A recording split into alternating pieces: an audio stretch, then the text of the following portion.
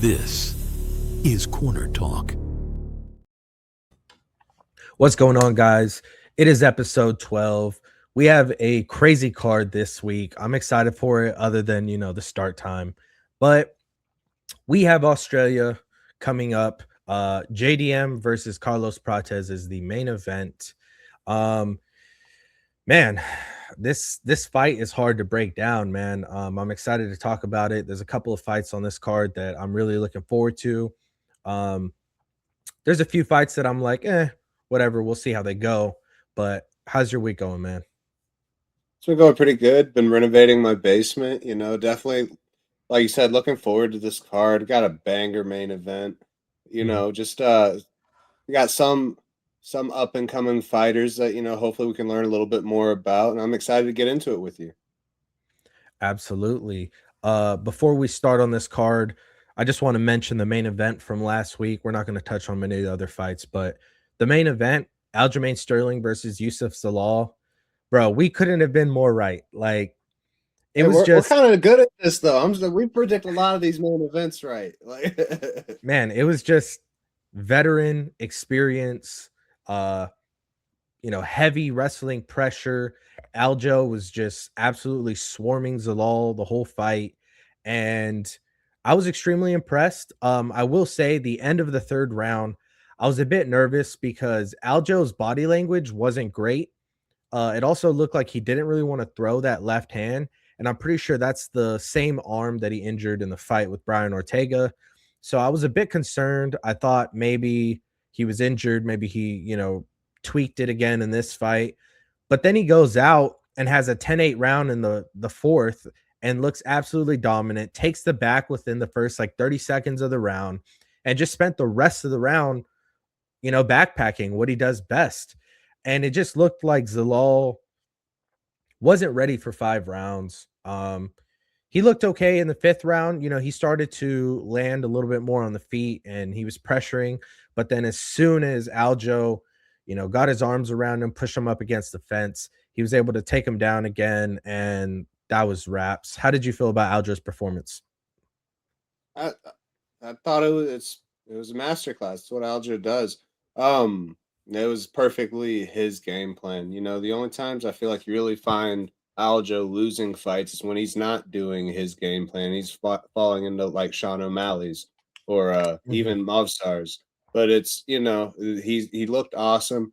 And even though I wouldn't necessarily say I think he's the number one contender, definitely, Movsar is the number one contender. He's going to get it next, likely. But I just, I don't know. I'd love to see him versus Volk, just as a legacy versus legacy thing. Give Aljo that champ to, because he's one of the most successful champions ever in bantamweight, the most defenses, and he never really got his flowers just because of how it all went about and everything. So I'd love for him to have that chance to get that check mark. Yeah, for sure. I think he needs one more big win against the top 5, and then give him the title shot. Former champ versus current champ, whoever wins between Volk and Evloev. And I think that's a super fight.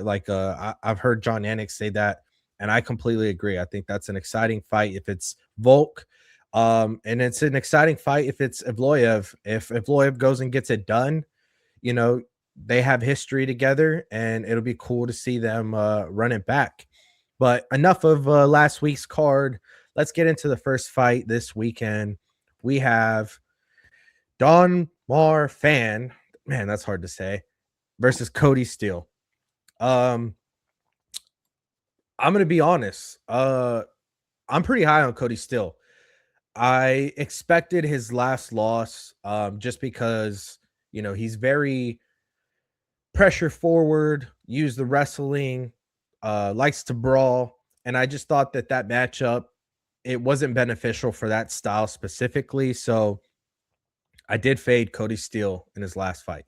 But that being said, Fan, no pun intended, but I'm just not really a fan. I don't know, man. Like, the guy's a good striker.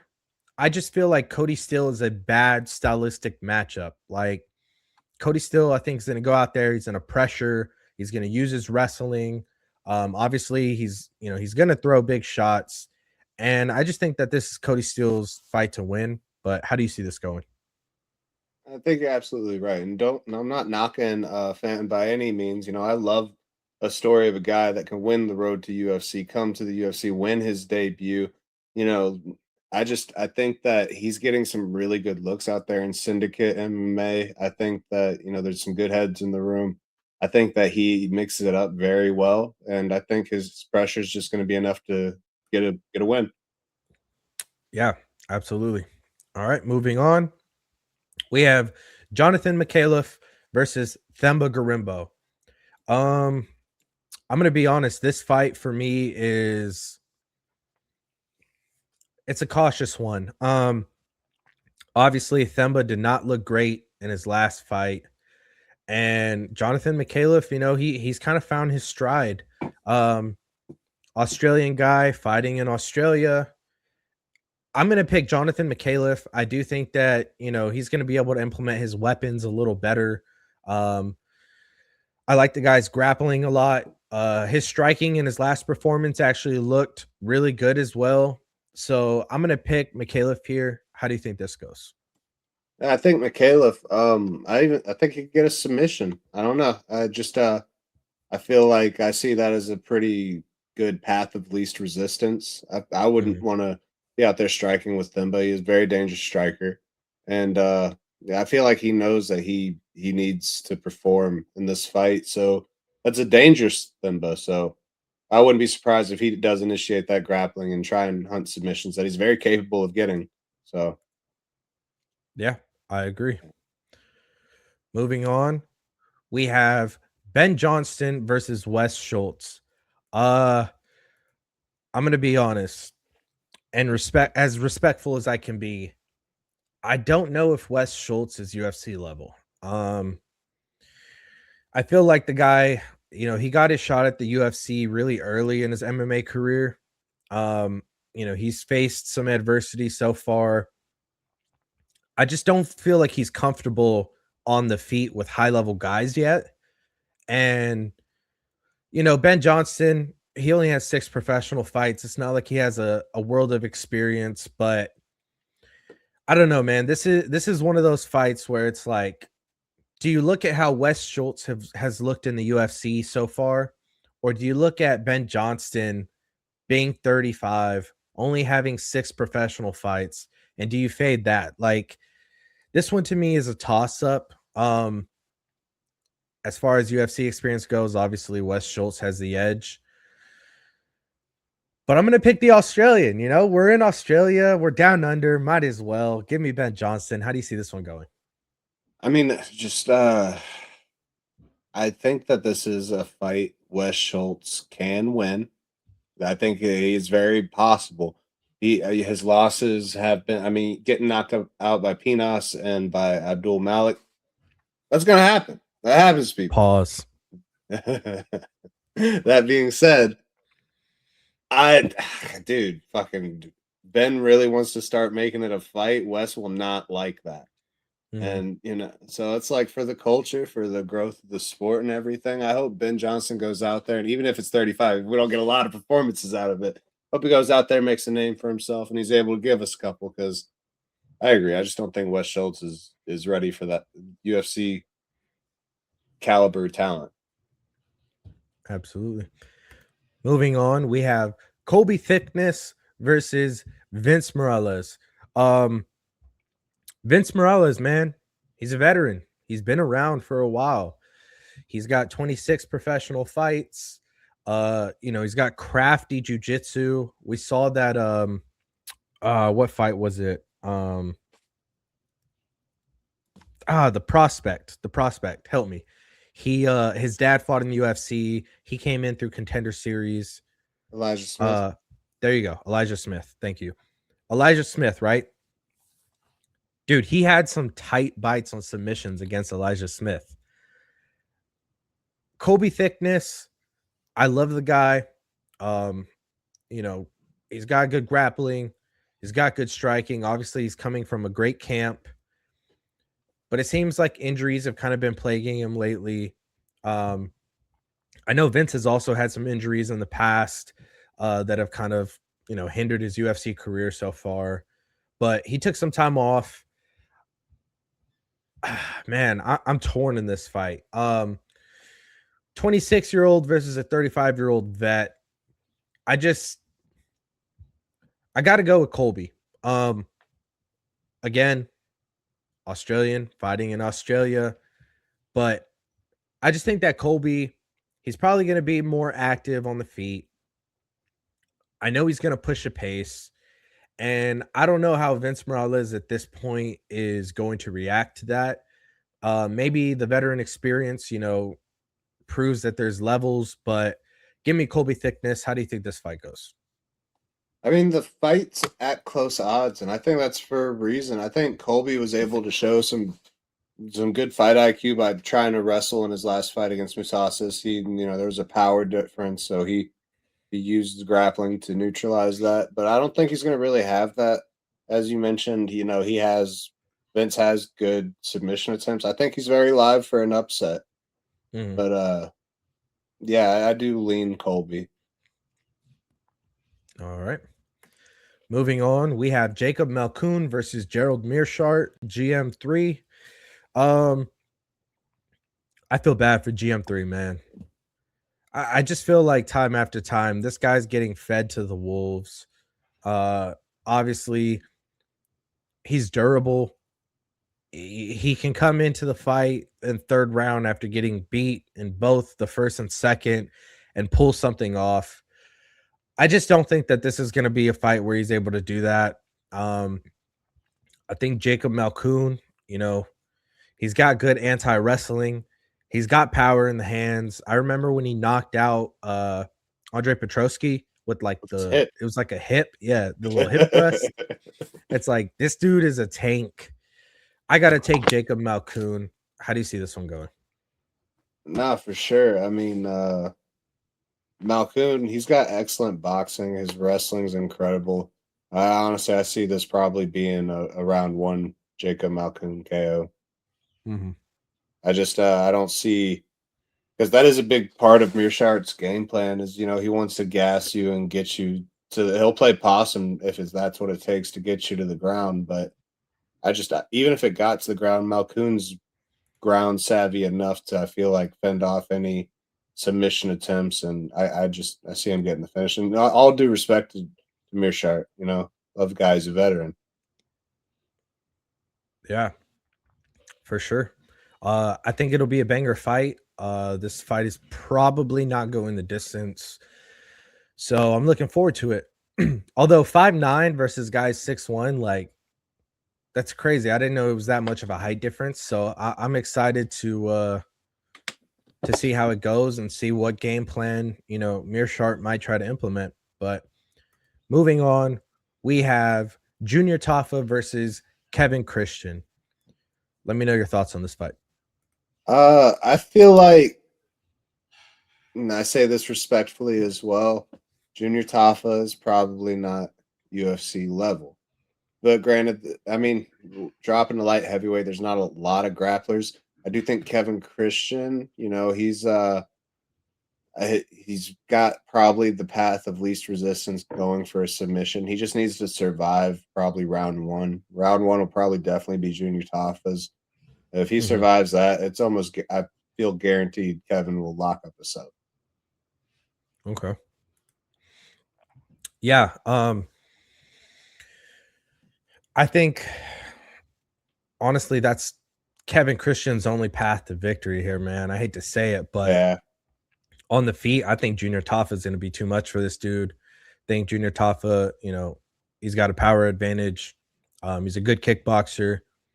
And I think Kevin Christian's going to be shooting for the ankles very, very fast. Like, the first minute, if this dude doesn't shoot for a takedown, it's done. I don't think this fight's going to go in favor of him. Honestly, I like Junior Tafa. I like the Tafa brothers. Man, I don't know though. 6'7", bro. Like, that's big, dude. He can lock something up. Bro, he's a giant, and I feel like he's gonna go for Tafa's ankles, or he's gonna try to pull off like some sneaky Brazilian jiu-jitsu, maybe a sweep. You can get him I with don't an Ezekiel choke, probably. Nah, I don't think so. Put some respect on Tafa's name, man. Tafa's not He's gonna gonna let that mother's milk happen. him. He's gonna mother's milk him.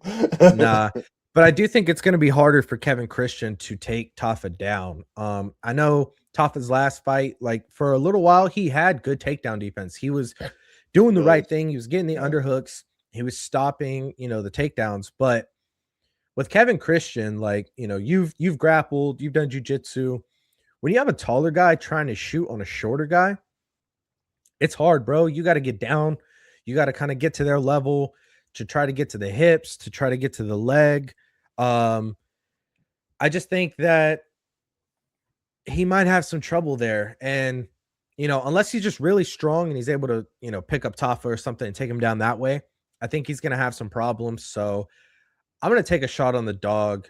Give me Junior Tafa. Next, we have Cam Rowston versus Robert. I don't know how to say his name. They were pronouncing it Bryczek, but I'm excited for this fight. Tafa's by this dog. Oh, I'm sorry to cut you off. Is he the favorite? Yeah, minus 205. Oh wow, I expected him to be a dog. Well, I think all right, maybe that giant. maybe play Christian by submission and then Tafa by KO. It's gonna go one of two ways. But moving on to this fight. Yeah. No, you're all good. I'm excited about this fight. We are going to have an interview with Cam Rowston. It should be out by the time that you guys see this episode. So go check that out. Let me know your thoughts on this first. I'm super excited for Cam Rowston, dude. Coming in, just having tons of KOs, a hot up and coming prospect. He's got all the momentum. I think it's definitely. I'm leaning towards him, not just a bias because we're interviewing him, but also, the sky's the limit for this guy right now. And the guy he's fighting, Bryczek, knocking out Tavares, that's a pretty good feather in your cap. Losing to Potiera, I don't think that's a very good look. I really do lean Cam this fight. I think he's busier. I think that where's he training out of? He's a City Kickboxing. Come on, man. Oh, City. Yeah. Sorry, man. Sorry. I blew it. A lot of people had to go over on this week. But yeah, so he's getting tons of good looks in there, dude. You're training with Izzy and all of them. Yeah. I just think he's going to be cleaner on the feet. Live for probably another KO. Yeah. I agree. I think that I agree that Cam Rowston is more than likely winning this fight. But I'm going to take a different route. I actually think that this is a great fight for Rowston to win by submission. The reason I like the submission here is because he's a good grappler. The dude has, I think it's 7 submission wins on his professional record. We've seen that he's got great kickboxing. Like you said, he's training with Adesanya. He's training with Navajo Sterling. Like, the guy has very high level kickboxers at his gym. He's training with the best in the world. That's up to par. We've seen it in the UFC so far. He's knocked guys out. He's looked great. But before the UFC, he was submitting guys. And I'm going to be honest, Bryczek, when I watch his tape, losing to Eeyore, bad look in my opinion. It just looked like he was constantly throwing the same combo. He was throwing the 1-2, 1-2, and he caught Eeyore a few times, but it also seemed like in the first round, he was throwing so many power shots that by the second round, it didn't really look like his punches had much on them. And to me, that's a red flag. I know he knocked out Brad Tavares, but with all respect to the City, or not City Kickboxing, with all respect to the Extreme Couture guys, they're really point fighters. Most of them, like the gym, Eric Nixick, they are great at getting their fighters ahead on the scorecards, winning rounds, doing what they have to do. And with Brad Tavares, we've seen in the past where if you pressure him, if you continuously, push him up against the cage, there's openings, there's ways to capitalize. And yeah, he beat Brad by knockout in the 3rd round. I don't think he's going to be able to do that with Cam Rowston. I like Cam here. I think that he has an advantage everywhere, and I won't be surprised if he takes Bryczek down and finds the submission. So I'm looking forward to this fight, looking forward to this interview, and yeah, man, I think it's going to be a banger. But with that being Sharp said, observation. Sorry. Yeah, no, you're good. With that being said, we have a special guest. Let's bring him on. What's what's up, man? How you doing today, man? I'm good. How about yourself? I'm a little tired, man. I'm a little sore. I've been hitting the gym the last 2 months and trying to get this beer belly, down a bit, but the body feels it. That's the opposite of what I've been doing.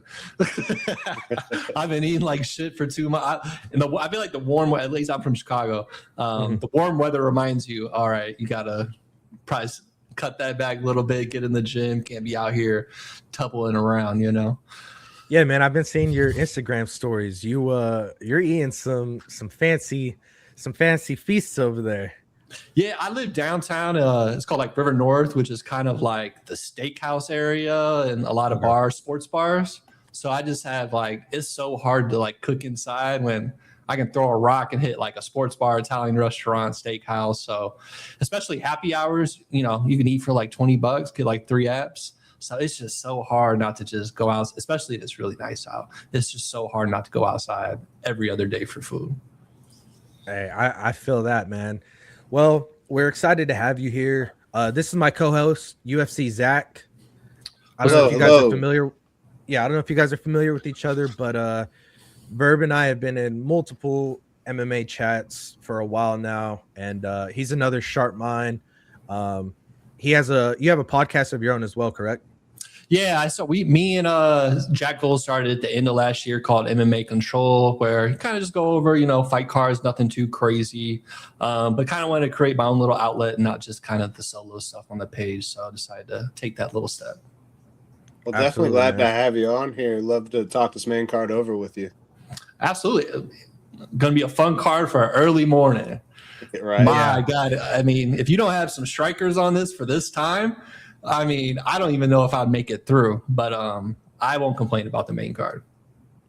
Absolutely. Well, let's get into it then. So the first fight of the night, or of the main card, I'm sorry, we have Tuivasa versus Louie Sutherland. Zach, go ahead and tell me your thoughts on this one. Dude, we might get a shoey. All right. You know what? I'm excited about this. I might see some beer being drank out of a shoe, by Tuivasa for a change. That's awesome. I haven't seen that in forever. But, Louie Sutherland, anything can happen at heavyweight. Everything's a punch away. I think Tuivasa is very durable, and I think Louie will participate in the kind of fight that'll give us a Tuivasa KO like we love, Absolutely. What are your thoughts on this, Verb? It's kind of that battle of the heavyweight losers at the moment. You know what I mean? I love Ty. I'm a huge Ty fan. I'm that dumb guy that bets on him, hoping for that comeback win. But yeah, I think this is a layup for him, though. You know what I mean? Yeah. Sutherland, new and all that, but he's so sloppy. He can ease. Last fight, he's just just going for it. And once you get to someone who has that experience, he's fought Cyril Gane. So there's nothing this guy's going to bring that I think can really make him scared. Like you said, he does have that one punch. But I think this is a layup to keep Ty in the UFC, in Perth. And I just hope he can kind of capitalize on it. Yeah. Yeah, I feel the exact same way, man. I'm a huge Tai Tuivasa fan. I love the shoeys. One of my worst bets to date was taking Ty by knockout against Alex Volkov.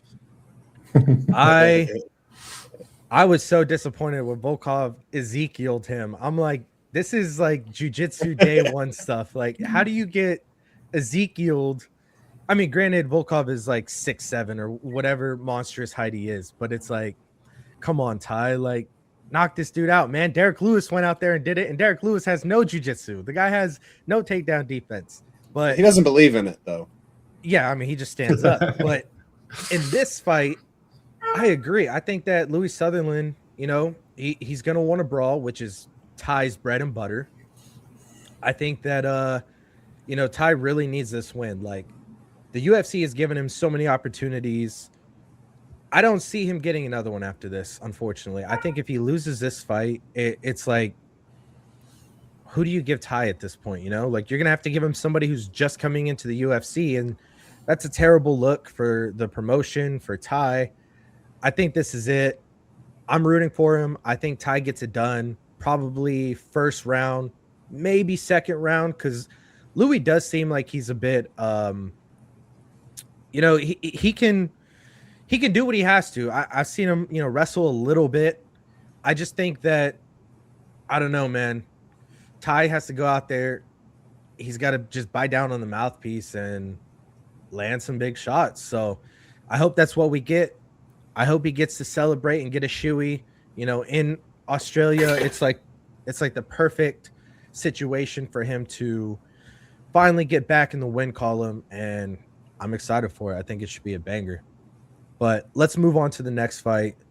We have Shamil Gaziev versus Brando Pericic. I'll start off on this one real quick. I'm super high on Brando. I think that Brando is like, he's what you want to see at heavyweight. Like, the guy is quick on his feet. He's got great footwork. His striking is great. I'm not really impressed by Shamil. Like, I faded him against Waldo Acosta. I think that he's kind of been exposed. The guy has no cardio. I mean, I'm over here trying to work out and get rid of my beer belly. I think he needs to get rid of his beer belly, because I don't know, man. It's like, if he can't get you out in the first round, like, you're probably going to outlast him.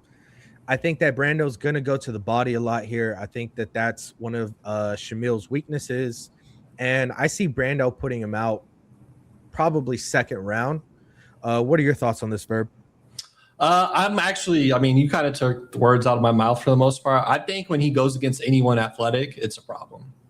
The standstills that want to go tit for tat so he can have his opportunity to knock them out, they make him look good. But in reality, I think he does have a problem with athletic heavyweights, which is a lot of heavyweights. Once they meet the athletic guy, they can kind of move and not just stand there and bang. It's usually a problem. And I think it kind of got shown last fight. And obviously Chin got shown too. So I'm big on Brando. I think there's going to be another opportunity in the kind of highlight, especially 31.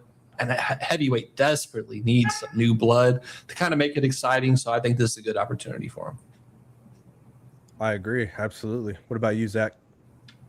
I think Brando is the kind of style that's just going to present problems for Shamil. Very high activity, high volume, high power, big guy coming at you. I don't see it going well for him. I think that, as you said, his chin just really kind of got exposed. That's his second KO loss, I believe, being in the organization. And he's 36 years old. I think that, standing in the pocket for so long, extending the combinations does give you a highlight reel, but it also you're taking damage, and it could be catching up to him. Absolutely. Moving on, we have Tim Elliott versus Steve Erceg. Go ahead and start this one off if you want, Verb. Man, I just keep going back and forth on this fight, right? And I don't know if I'm just being biased because sometimes I love Tim Elliott. He's kind of a funny personality, but he just pulls off these upsets, man. And it's good people. They all end up winning after they go against him, minus Kai. That's a different story. But anyways, I don't think Steve's looked that good since the Pantoja fight. Even in his last win, it wasn't like, oh, yeah, Steve dominated that. I feel like Steve should have been dominating that if you just went against Pantoja 2 fights ago. That's such a different level. Nothing against Osborne. He definitely showed up that fight. He's still very technical, but I feel like he should have done a lot better in that fight. And I'm back and forth on Tim because his striking's not good. He's a big wrestler. Steve can wrestle too. So I kind of have this weird feeling Steve might be a little defensively better. Not too sure. I guess we'll find out. But I'm kind of back on the age definitely stands out the most when I'm looking at it. But, he does it against 23-year-olds. So it's like, why can't he do it against Steve? So I'm back and forth on this on a pick. I just kind of have a weird feeling Tim might pull out something late, or it's just going to be kind of a simple Steve decision. He's a little technical and doesn't do anything out of the ordinary, so that you don't have to risk any offensive wrestling from Tim. Yeah. I mean, well said. What about you, Zach? I don't know, man. Like, I like Erceg. I think he's got clean boxing, but like Elliot's so freaking weird, dude. Like, I would love to see him just fucking crawl up on him and shut it down. I'm not saying I'd love that. Like, I don't like Erceg. You know, I can see, I lean Erceg decision realistically. I think he's jiu-jitsu savvy enough to be able to neutralize anything Tim Elliott's going to throw at him. I think striking wise, he's got the edge, but it's just, that's in Elliott's style to do Tim Elliott things, you know? Yeah, I'm also kind of like Verb was saying, I'm kind of back and forth with this one because obviously Erceg, when he came into the UFC, the dude looked great. He looked great grappler, great striking. Pantoja fight, I honestly thought like maybe a judge could have gave him that fight. Like, it was competitive. It was close. The problem is since then, you know, getting knocked out by IKF, or I'm sorry, what's his name? Kai Kara France. KKF. Kai Kara France, like, that's not a bad loss considering that Kai has power. Like, if the guy lands on your chin, he can put you out. But it's just like the levels. Like, Kai was never going to fight for a belt realistically because he was kind of one-dimensional. Going into the fight with Ode. Moreno for the belt. Yeah, I know, but I'm saying, like, everybody had Moreno winning that fight. Yeah. Like, realistically, I never would put Kai on a, you know, pedestal, even from, you know, that gym. Like, I just think that with Erceg going into the Ode fight, I picked him in that fight. Same thing. It was a bit of a letdown. Like, he won the fight and he did what he needed to, but I felt like Ode should not have had as much success as he did.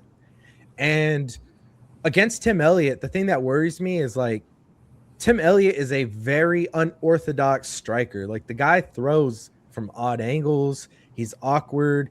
And then he uses that to also implement his grappling. Do I think that he'll be able to just out-grapple Steve Erceg? No.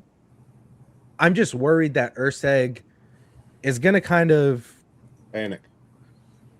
Respectfully, I feel like he's going to get lazy. Like, it's like he kind of coasts into these fights ever since the Pantoja fight. He just kind of coasts.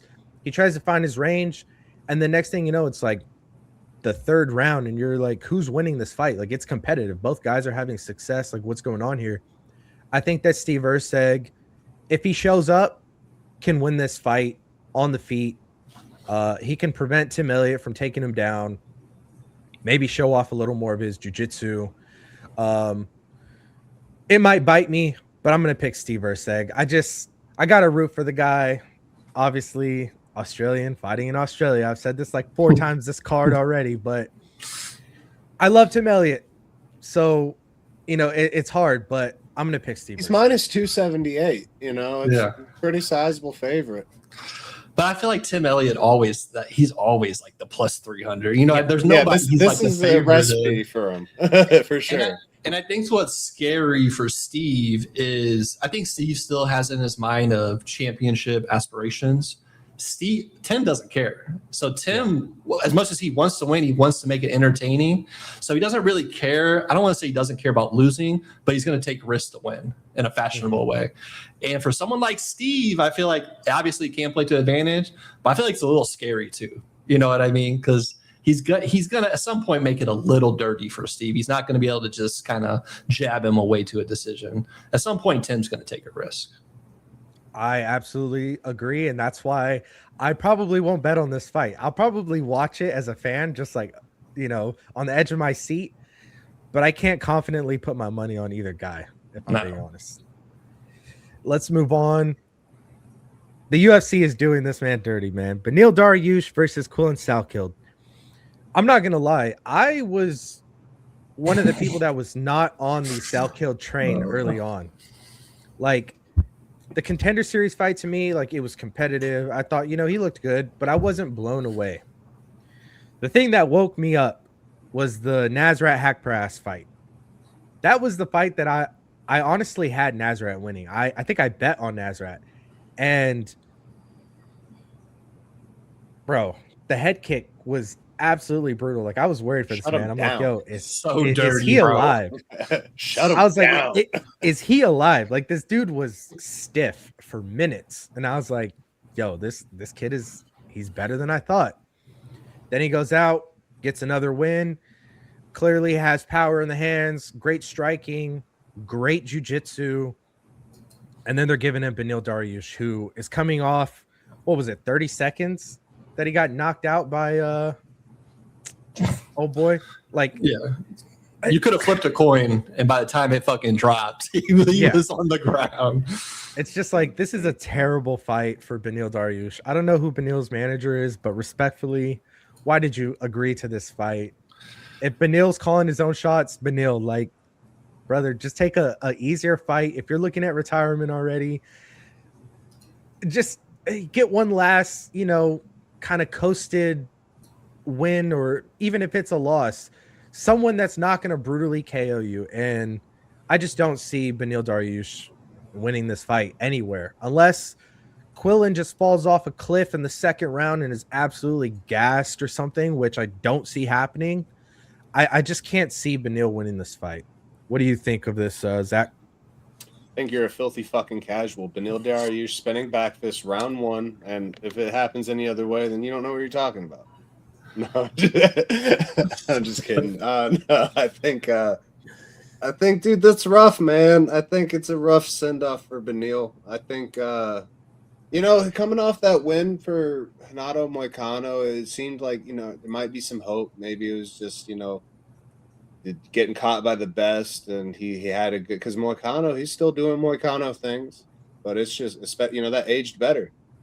Mm-hmm. But then dropping the way he did to BSD, it's really just starting to show the damage accumulating. And Quillan, I mean, he's the future, so this is a layup, unfortunately, for Beneil. Yeah. What do you think about this? A layup for Quillan. Yeah. I'm right there with all you guys. I think what happened is they saw that head kick and were like, we like this guy. Let's give him Jamie, the guy that loves, it's basically a punching bag for everyone in the UFC. But you know what I did like about that? I do feel like that fight showed IQ, because everyone thought Jamie, he's just going to beat the shit out of him. But instead, he's like, hey, let me not take damage. Jamie's terrible on the ground, and let me just go wrap up this win real quick. I think that's really good IQ, and it kind of shows there is growth, and he's not just recklessly going out there. So I actually really like that he did that, because everyone expected another like fashionable KO highlight. And unfortunately, Benny's got one of the worst chins right now in the division with the highest number by his name. So I hate seeing Benny get knocked out constantly. I liked it more when it was like my favorite fighters doing it, like Charles and stuff, because I didn't feel that bad then. But I definitely feel bad. He's becoming the up and Burns. Yeah. He's the guy the up-and-comers get to make a highlight off of. And unfortunately, that's kind of what the UFC's been doing for the past few years, where the guys that were on top for a while have a pretty solid name, had championship aspirations, and maybe still delusionally still have them in their head. They're giving them to these young, hot kids that are just making highlights. And it's sad to see Benny go out this way, but I think we all know how this goes. I don't think he's going to knock Benny out. I think he's going to submit Benny, to be honest with you. That would be cool. I don't think he's going to brutally. I think he's probably going to chin him, but I think he's going to finish it by submission. Hey, that'd be a great feather in the cap, because Dariush is a great grappler as well. So that's a nice trophy to put right there on the shelf. It's more impressive, I think, honestly. Yeah. And just to double back on what you asked earlier, Benny got knocked out in 15 seconds in his last fight. Oh, like I said, you could have flipped a coin really high. By the time it landed, Benny was done. So yeah, poor Benny, but that's part of the game. Absolutely, man. Now it's time for the main event. We have Jack Della Maddalena versus Carlos Prates. This fight, I'm so excited for this fight. It's going to be like maybe 10:30 a.m. On the East Coast. I'm gonna have my coffee right there, kicked back in the recliner, just watching this. I'm probably not putting any money on this fight because I'm just so excited. I want to enjoy it, and regardless of what the result is, I don't want to be disappointed. If I bet on somebody and the other guy wins, it's gonna take a little bit of satisfaction away from the actual event. But Verb, what do you like in this fight, man? I like everything about this fight. I think this is the first really, really good matchup in a bit, main event wise. Striker's delight. Nobody's wrestling. I'm going to be so pissed if Jack goes for a fucking takedown at this fight after going through that whole Islam fight. I'm kind of big on Carlos. I think he's got more confidence. I think Jack just really, I don't want to say he got embarrassed, but he got embarrassed in this championship fight. Not saying that has ruined any of his ego, pride, or his confidence in himself, but I do think it makes you take a step back a little bit. And I just had this theory that once people lose championship fights in usually ugly ways, unfortunately, their career just goes downhill. I don't know what it is. I don't know why it always happens. And you don't have to get finished, but most people that lose those championship fights usually lose a fight or two, unless you're just that top 1%, your Alex Pereiras, your Volks, your Roses that come back and do make that comeback. But a lot of people don't. They reach that mountaintop and then they slowly start off. Not saying that's Jack, but I just kind of got a feeling that after this fight, if Jack loses, you'll kind of find him hanging around in the upper top 10.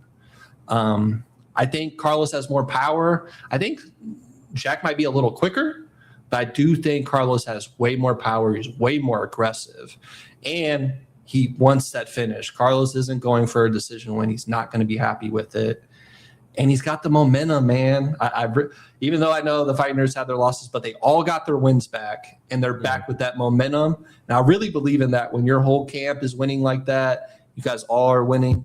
It has outcomes. It changes your mentality. You feel confident. So I don't think either one is overly better than the other, but I do think Carlos has the finish and power on his side.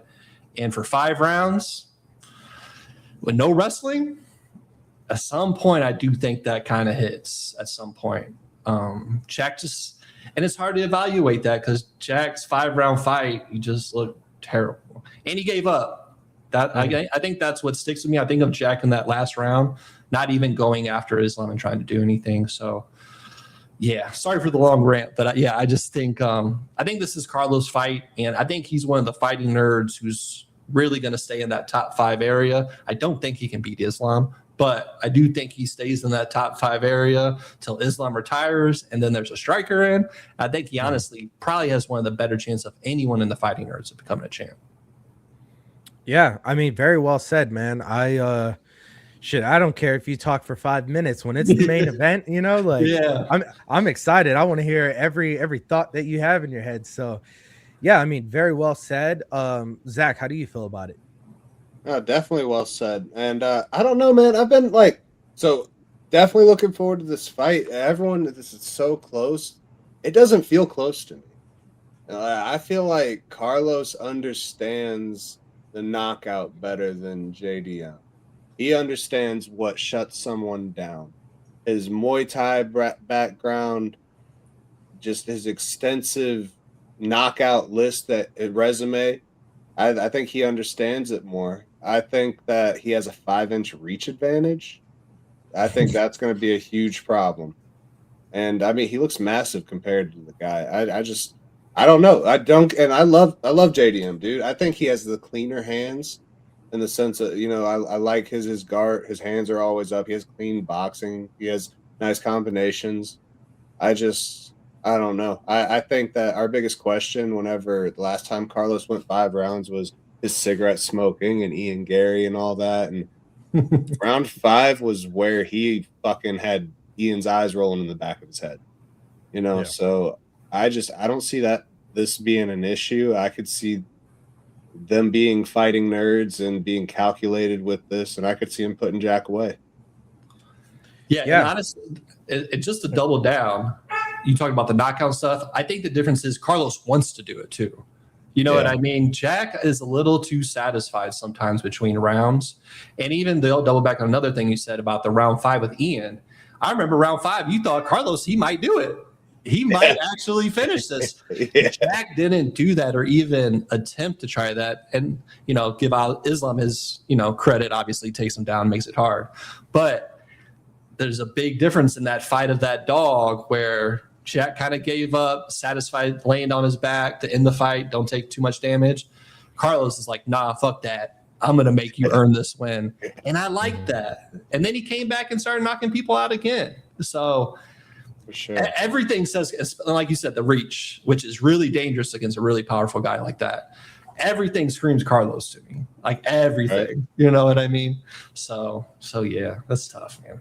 Yeah, I agree with both of you guys. I won't say that I'm super confident on either side though. I do think 25 minutes is a long time with Carlos Prates in there. Like any shot can do it. Any shot could end the fight. And I'm going to go against like popular opinion.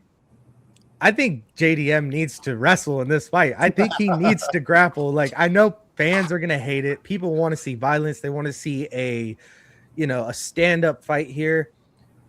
But because I like Jack so much, I want to see this guy use his grappling. Like, I just think that Carlos Prates' weakest point is his wrestling and his jiu-jitsu. Like, for Leon Edwards to be able to get to your back and spend as much time on his back as he did, it's a terrible look for me. Hold up. Hold on. He's good. He's good I at love that grappling. But what I'm saying is, like, to play devil's advocate, yes, did Leon Edwards do that same thing to Kamaru Usman in their rematch? Yeah, he somehow out-wrestled Kamaru and also Because he's good. held pressure. But I think JDM is better. I think that JDM's grappling, he just never uses it because he never has to. He usually can dictate the pace of a fight. He usually is going to outstrike you. And it just like, I don't think the smart fight here for JDM is to just be like, yeah, let's, fight at distance. Let's stay within this range. Cause like you guys said, Carlos Prates, he's going to throw knees up the middle, quick, nasty, punishing. He's got that super, super long right hand. I just think that, like, damn, man. I don't want to see Jack get knocked out, bro. I just don't want to see it, but I'm super excited for this fight. I think if it goes all 5 rounds, I think JDM wins this fight. I just think if it goes 5 rounds, it's because he's using his wrestling. He's using, some jiu-jitsu. Obviously, he's trained with Craig Jones for plenty of camps. He's been around Craig Jones a lot. I'm sure he's learned sneaky things that he just doesn't implement as often. But I think this is the fight for him to do that. I think that we see a JDM decision. But that being said, if I'm going to hedge, I'm taking Carlos Prates by knockout all day. Like, I'm sure there's probably more value for JDM decision because I think JDM is a slight underdog, right? Yeah, slightly. Yeah. So the value or the value is probably JDM decision, but Carlos Prates knockout is like death taxes and Carlos, knocking you out. So Plus I'm excited, but 165 Prates KO. Yeah, I would probably play plus 300 just because I'm a degen, but That's in a it's going to be sweaty. sure. It's going to be sweaty. Especially It's going to be real sweaty, but yeah, man, I'm excited for this. I'll let you I'm know. sorry. So JDM has great scrambles, and I mean, Islam's going to do Islam things. I think JDM has sharp grappling, and that's an edge. If I wake up at 1 o'clock in the fucking morning to watch this, and he nut sniffs to a decision, I'm going to be pissed. I'm going to remember this. Hey, man, at the highest level, sometimes you got to do what you got to do. That sniffs the nuts, right, Charles? And kind of what you just said, you got to do what you got to do. And I think you want to see Jack's wrestling because that's the only way He's Oh, really absolutely. sneaking away with this win. And like Zach said, this man trained for Islam. He trained a long time with Craig Jones. So he has a ton of tricky shit up his sleeve that, Carlos probably really isn't that ready for, to be honest with you. So if he can implement that, great. But I just, man, like you said, like Carlos, that power is just something else. Leon's a good grappler. Leon got him against the fence. I didn't like Leon's approach to some of it, but he still did it that first round. And that's kind of what I expected from Leon. Leon knew you can't strike with him. And then the second round, he decided, fuck it, and obviously died. Yeah, so, man, I think Jack has to do that. And I think he should do it early. I think the earlier he tries to wear on Carlos, the better for him. Kind of seen Ian do that. Now, he did get that burst of energy in the fifth, but it took till the fifth round for him to get it. So if Jack's smart, he kind of takes a page out of Ian Gary's playbook, and he can pull it off. But it's just that moment he's not doing it that is up in the air and anything goes. Absolutely. And JDM, remember he submitted Randy Brown. Not saying that Carlos Prates doesn't what have. Does that mean?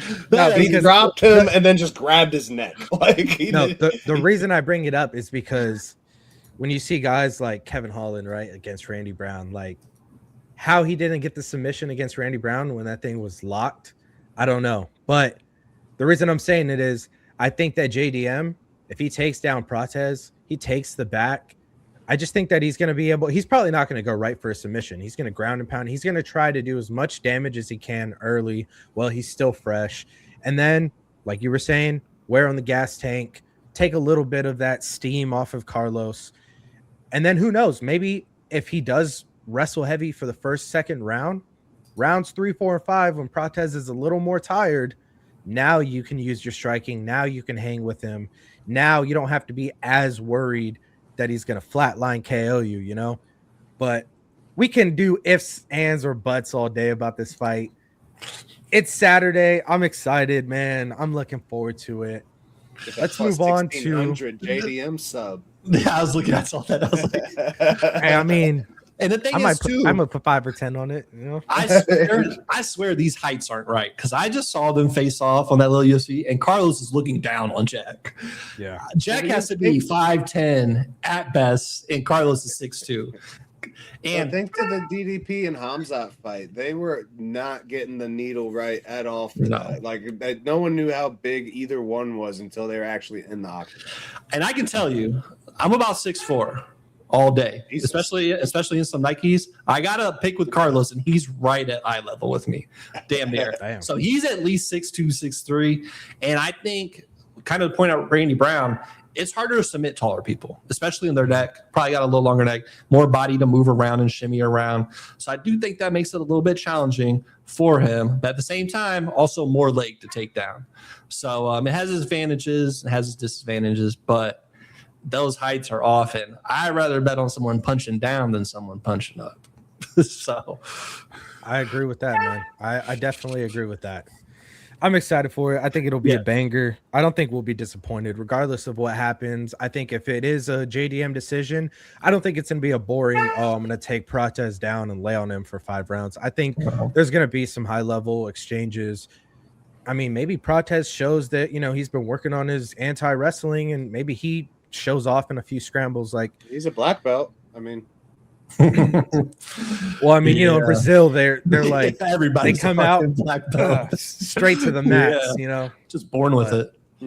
Absolutely. But that was UFC Perth. I'm excited for that card.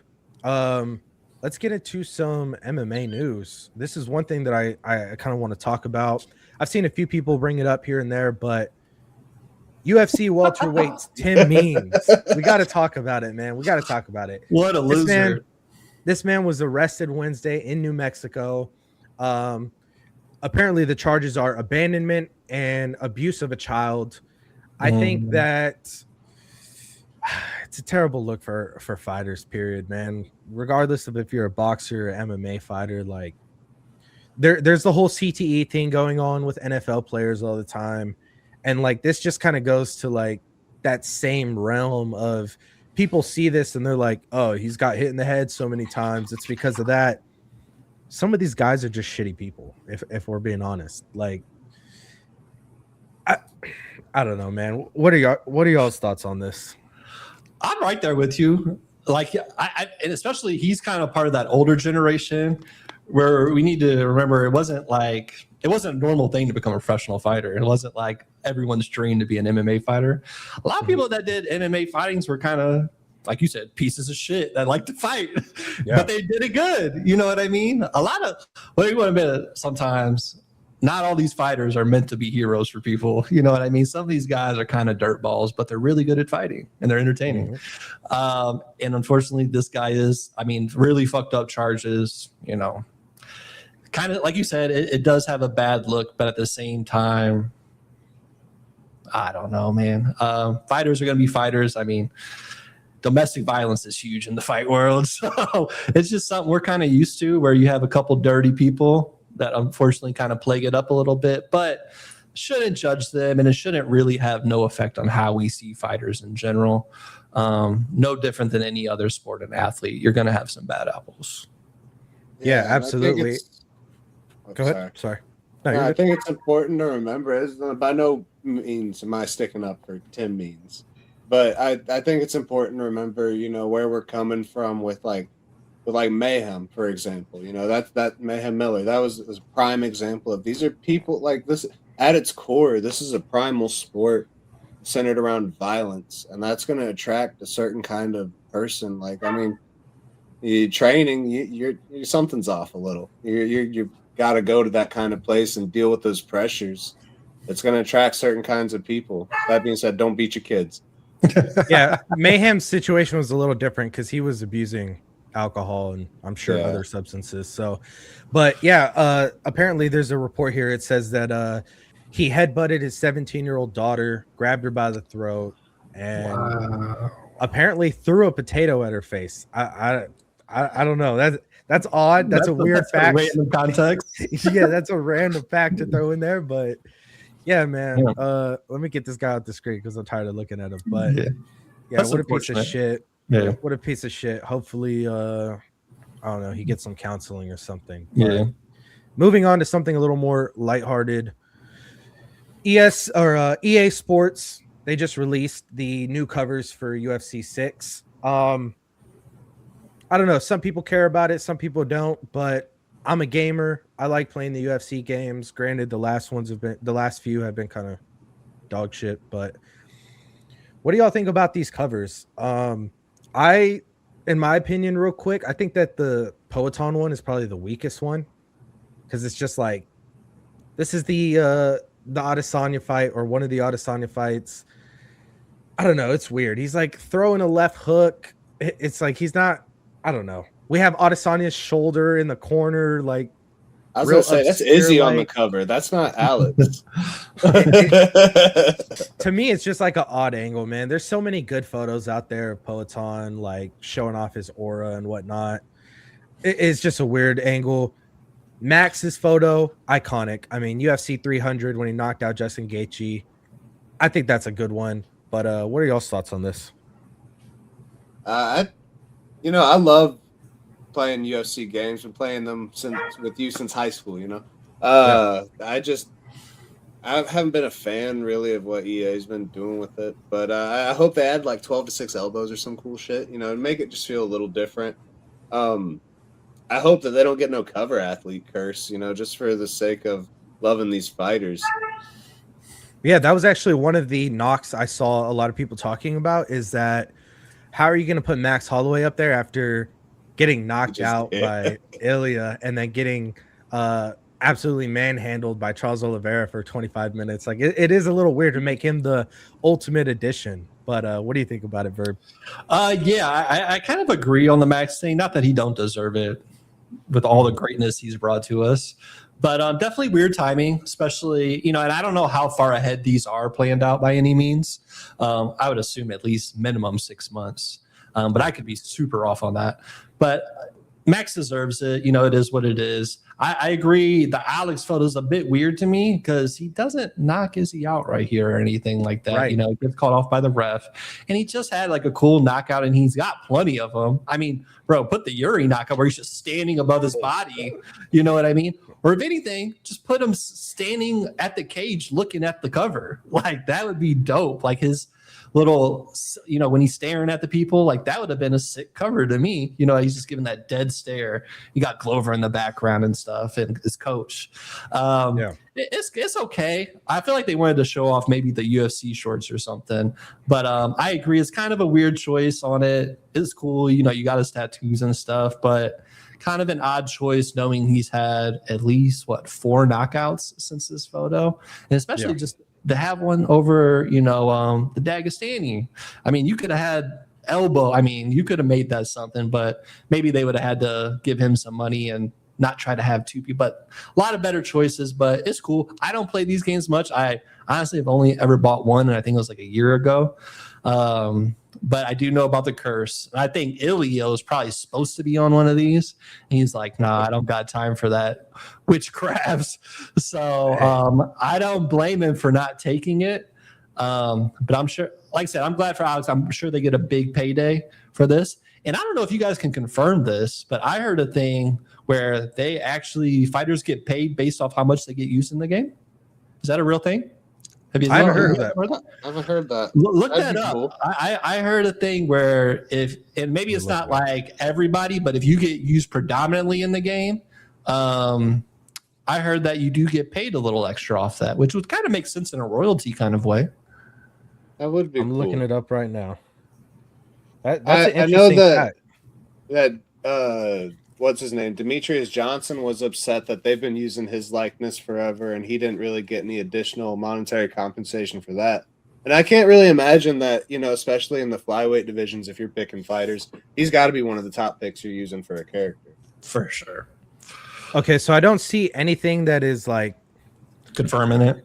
Yeah, I mean, where I heard that from. I do see one thing here. It says UFC fighters receive royalties for their appearance in EA Sports UFC games, and compensation is influenced by how often their character is used, according to insights from fighters like Demetrius Johnson, Daniel Cormier. So I don't know. Maybe they're both talking out of their ass a little bit, just to be like, yeah, we're in the game, use our people or whatever. But that's pretty cool if that's true. And I bet Spotify. Yeah. And it's probably only the top 5%. You know what I mean? It's probably not, every fighter, every time you get a clicked and used, you get extra money. So it's probably the top 5, top 2% of people picked, or something like Alex, your Izzy's and all that stuff. So how good your manager is. Pretty much, bro. Pretty much.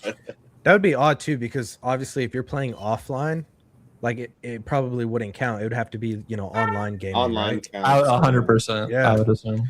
Huh, that's odd. But last topic I have for the MMA news. This past weekend's card, we had UFC Vegas 116, Sterling versus Zalal.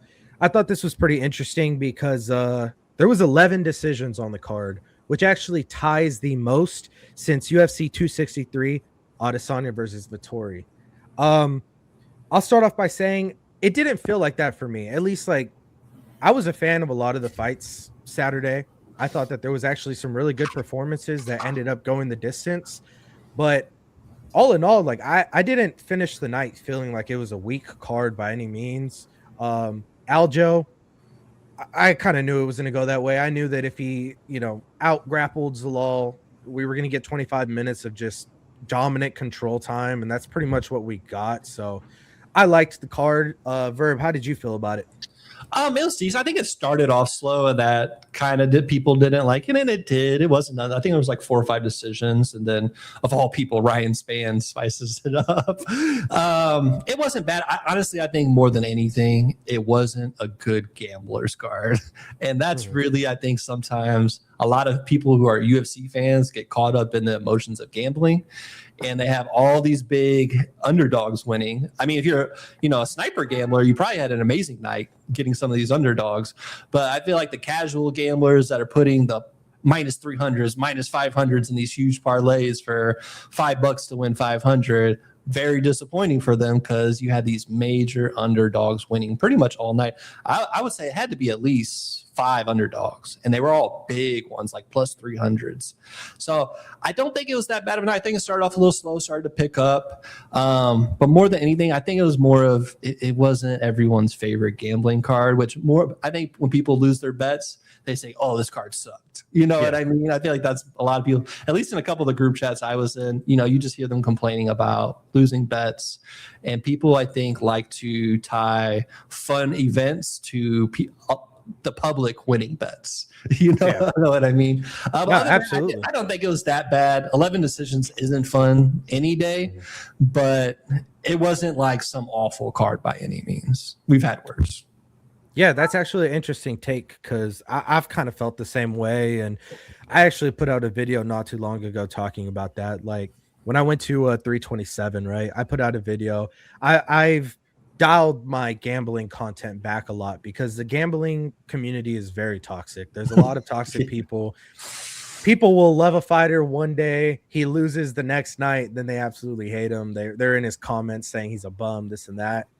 And I kind of have done that. I didn't say he was a bum, but Markel Medeiros, I was rooting for our guy Taco. He's a good friend of ours, and I put out a video kind of talking a little bit of shit. And after the fight, we all linked back up, and Markel ended up meeting up with us, came and sat down and talked to us for a bit. Him and Taco were just discussing the fight, just like camp stuff. And Markel then looks at me and he's like, yeah, I saw your video talking shit, blah, blah, blah. And I was like, oh, I was so scared. I wasn't scared, but I was worried because I was like, damn, wait, what did I say? Like, I was trying to remember everything I said.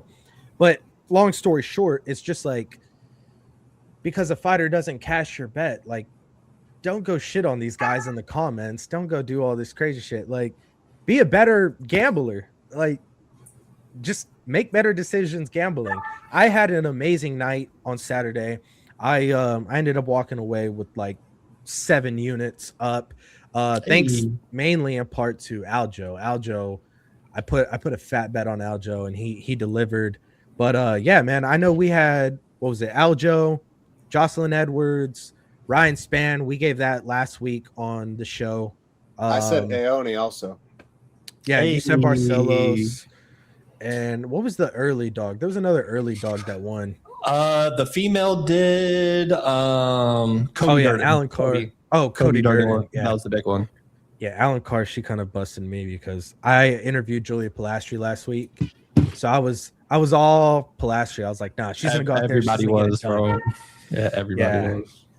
But it was a good fight card all in all. How do you feel about it, Zach? You didn't give your opinion. I mean, my honest thing is like, what more can you do from a business perspective looking at your product when you've just got this new Paramount deal, you've established this new system of giving bonuses. That's a big issue everyone talks about. Fighter pay. I want more money. They're like, so what's the issue now? We're giving these bonuses. Is everyone just like too good now? Has MMA evolved to that point? Everyone's too well versed. Everyone knows the consequences. They've seen the old UFC fights when people were not as good, so they get caught fucking really bad and half their faces ripped off. Like what has led to us getting to the point to where we're constantly breaking 11 card decision records and stuff, you know?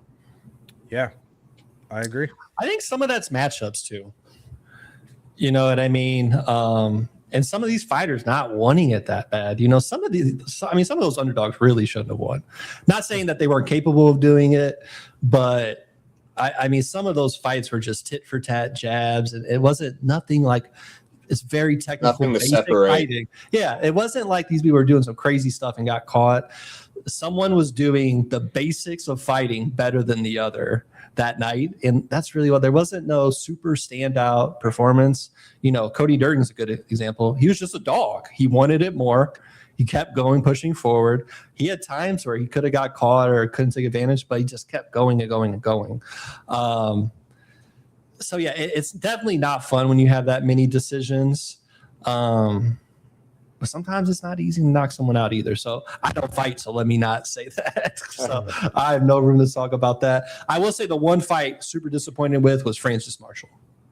I thought he was after the last fight he was in, I thought that was going to be a banger, no question. And he kind of cruised his way into a win. So that one is not matchmaking. I think he chose to play that fight very safe for whatever reason. Maybe he didn't want to take any damage, and he took a lot his last fight. So he's like, hey, let's not do that again if we don't have to.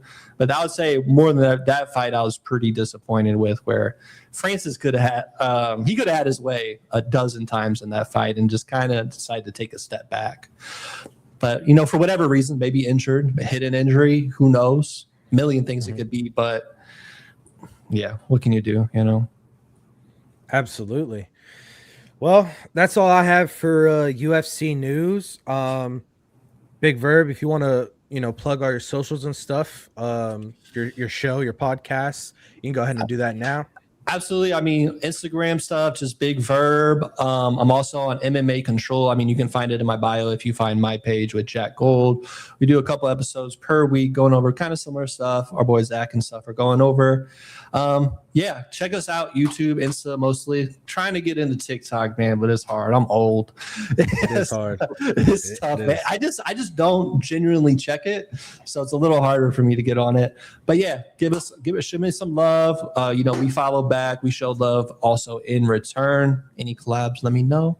And yeah, I appreciate you letting me on here. It's been a pleasure, boys. And yeah. Absolutely, man. We love having you, man. Thank you. Very insightful, very sharp. You know, love getting your perspective on it. Absolutely, boys. Yeah, well, that was the UFC Australia card for you guys. Hopefully you guys take something away. Hopefully, you know, we'll win some bets for you if you ride with some of the picks that we gave, or maybe we just gave a few more details that you didn't know already. But I'm excited for this card. Should be a banger. I'll be up Saturday morning drinking my coffee, watching it. Go ahead and go check out the Cam Rowston interview. That'll be out by the time that this is posted. So check that out. If you don't subscribe already, subscribe. I'm UFC Pat on Instagram. This is UFC Zach. And thank you guys again. We'll see you next week.